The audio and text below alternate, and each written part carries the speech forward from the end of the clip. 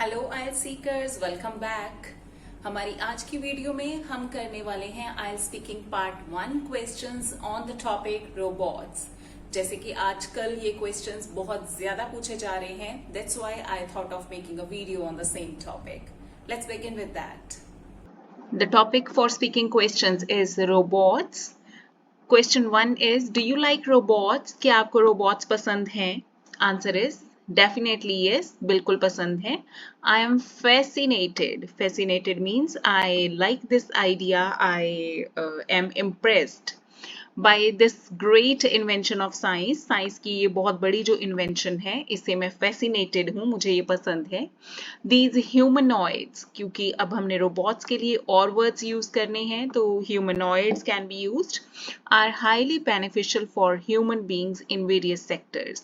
अलग अलग सेक्टर्स में ये humanoids जो हैं, रोबोट्स जो हैं, वो ह्यूमन बींग्स के लिए बहुत ज्यादा फायदेमंद हैं.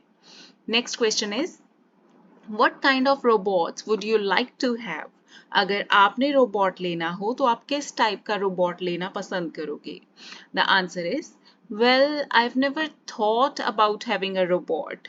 क्योंकि अगर आपने इस टाइप की कोई चीज कभी सोची ही नहीं है कि मैं कभी रोबोट को ओन करूंगी, तो you can say this phrase कि मैंने इस बारे में कभी सोचा नहीं है.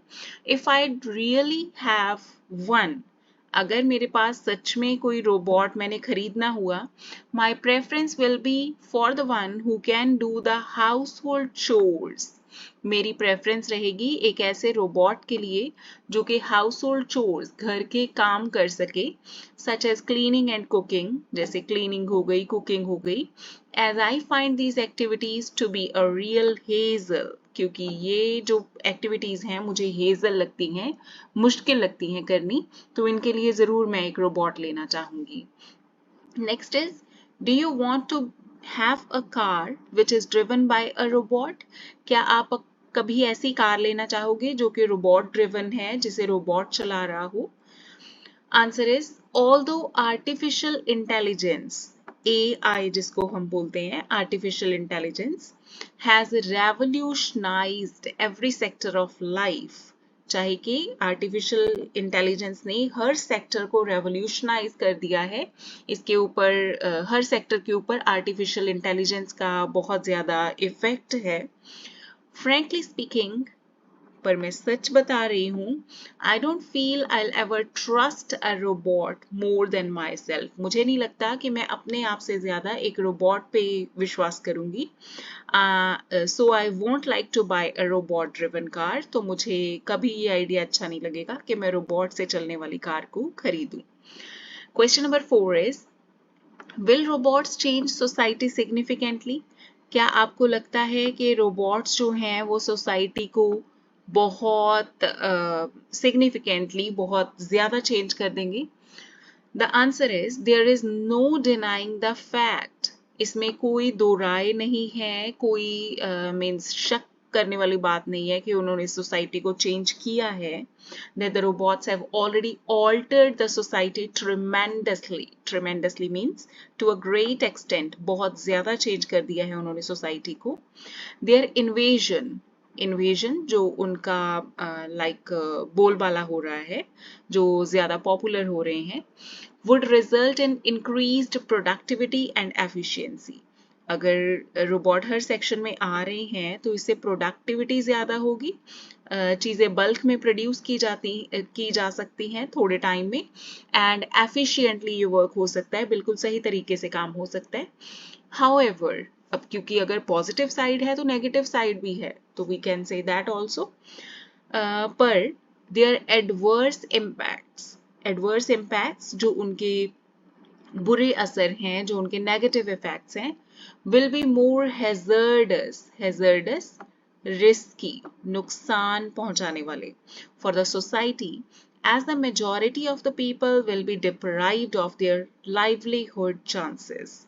तो इसका नेगेटिव असर ये पड़ेगा कि ज़्यादातर लोग जो हैं वो रोबोट्स को यूज़ करेंगे, तो इससे बहुत ज़्यादा लोगों की जो लाइवलीहुड का वे है वो ख़त्म हो जाएगा। मीन्स क्योंकि रोबोट्स जो हैं बहुत सारे लोगों को रिप्लेस कर देंगे, उनकी जगह पे काम करेंगे, हंड्रेड्स ऑफ पीपल का काम कर सकते हैं अकेले, तो इससे बहुत सारे लोगों की लाइवलीहुड ख़त्म हो जाएगी, उनका गुजारा मुश्किल हो जाएगा। Next question is, will robots replace human beings in the workplaces completely? क्या जो robots हैं वो वर्क प्लेसेस पे ह्यूमन बींग्स को पूरी तरह से रिप्लेस कर देंगे? पूरी तरह से रोबोट्स वर्किंग कंडीशन में आने के बाद मीन्स ह्यूमंस की जरूरत नहीं रहेगी क्या?